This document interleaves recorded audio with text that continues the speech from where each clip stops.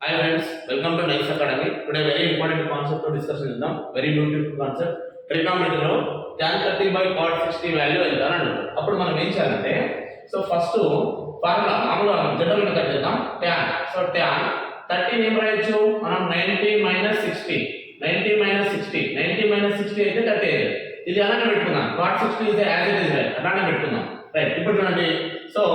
tan formula ఏముంటదంటే tan 90 minus theta, tan 90 minus theta formula cot theta. ఇది formula.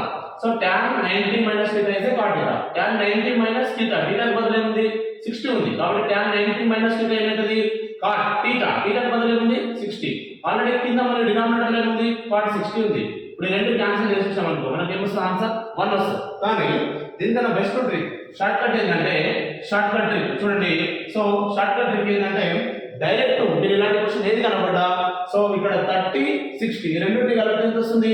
రెండింటిని కలిపితే మనకు 90 వస్తుంది. 90 వచ్చినప్పుడు బై ఉంది అనుకో, బై ఉంటే అంటే 30 60 ఈ రెండింటిని కలిపితే మనకు 90 అవుతుంది. ఇప్పుడు బై ఉంది అనుకో ఆన్సర్ ఏమైందంటే ఆల్వేస్ 1 అవుతుంది. ఓకే ఫ్రెండ్స్, ఈ వీడియో నచ్చినట్లయితే మీ ఫ్రెండ్స్ కి షేర్ చేయండి, లైక్ చేయండి, సబ్స్క్రైబ్ చేయండి.